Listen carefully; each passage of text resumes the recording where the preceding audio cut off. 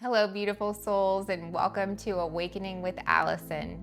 Today, I'm going to dive deep into a topic that I believe resonates with all of us. Why our closest relationships, whether it's with family, spouse, partner, or even close friends, tend to trigger us on such a deep level. If you've ever wondered why those closest to you seem to push your buttons the most, then this video is for you. I'm going to explore this using spiritual teachings and the work of Carl Jung. So let's go beyond the surface and look at the deeper subconscious forces at play here. First, let's talk about how relationships mirror our inner world. In spiritual terms, our closest relationships, especially with family, act as mirrors, reflecting back to us the parts of ourselves that we haven't fully accepted or acknowledged. Carl Jung had a term for this: the shadow. The shadow is made up of all the parts of ourselves that we've rejected, suppressed, or denied over the years.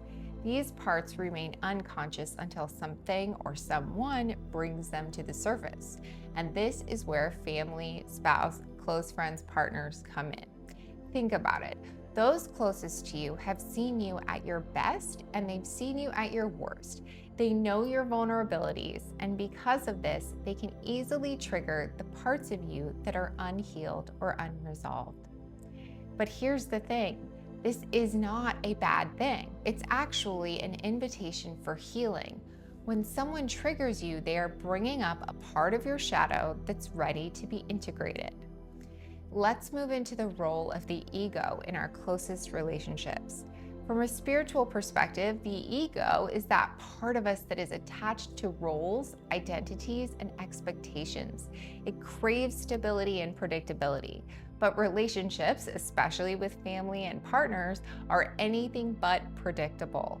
The more attached we are to a role, whether it's being the perfect child or the ideal spouse or even the supportive friend, the more we suffer when those roles are challenged. This attachment can be a source of deep pain and frustration. Jung talked about individuation, which is the process of becoming whole by transcending the ego's need for control. Our closest relationships are often the catalyst for this process. They push us to let go of rigid identities and embrace our authentic self. In spiritual teachings, this process is seen as an opportunity for growth, an opportunity to surrender our attachments and allow ourselves to flow with life. Let's go even deeper into the spiritual realm and talk about karmic lessons and soul contracts. Many spiritual traditions teach that we choose our relationships, especially family and close partners, before we incarnate in this lifetime. These are the souls that come into our lives to help us evolve spiritually. From this perspective, those closest to us aren't just random people that we encounter. They are part of a soul contract, agreements that we made before we were born to help each other learn certain lessons. Sometimes this means they'll trigger us because they're helping us bring up old wounds or karma that needs to be healed. And this doesn't just apply to family.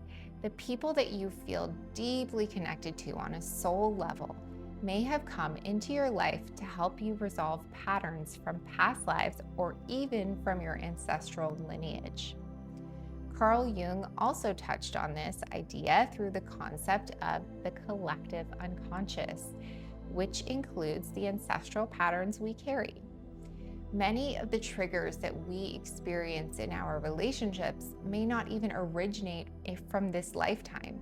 They could be part of our ancestral karma or patterns passed down through generations. Now, here's something critical. Much of what triggers us in our close relationships has to do with projection. When we project, we are unconsciously putting our own unresolved issues onto others. This happens a lot in our relationships with parents and siblings and spouses and even close friends. For example, we might project unmet needs from our childhood onto our spouse, expecting them to fulfill a role that they can't possibly fill. Or we might see qualities in a close friend that we don't like, qualities that are actually reflections of our own unresolved inner conflicts. This is where inner child healing comes in. Many of the triggers that we experience in our closest relationships are rooted in old wounds from childhood. By acknowledging these wounds and working with our inner child, we can start to heal and stop projecting these unmet needs onto others. If you are interested, I have an inner child healing meditation that I will link at the end of this video. Finally, let's talk about integration from both a spiritual and Jungian perspective. Triggers are opportunities for healing and integration. When you get triggered by someone close to you, it's not a sign that something's wrong with the relationship. It's actually a sign that something within you is asking to be healed. In Jung's philosophy, integration means becoming whole by embracing all the parts of ourselves, including the shadow. In spiritual terms, this means aligning with your highest self, where you are able to see your triggers not as attacks, but as invitations to transcend suffering and move into deeper compassion, both for yourself and others. So how do we navigate these triggers in our closest relationships? Here are a few tools that you can start using today. Practice mindfulness and self-awareness. When you feel triggered, pause and reflect and ask yourself, what is this really bringing up within me? Engage in breath work or meditation to center yourself when emotions arise and be compassionate towards yourself and others. Remember that your relationships are here to help you grow. Remember, family, romantic partners, and close friends are often the greatest teachers in our lives. They help us shine lights on the parts of ourselves that we need to heal so that we can move into deeper levels of consciousness and love. Thank you for joining me today on this deep dive into why our closest relationships trigger us. If this resonated with you, let me know in the comments and feel free to share any experiences that you've had with this topic. And as always, love and gratitude to you all.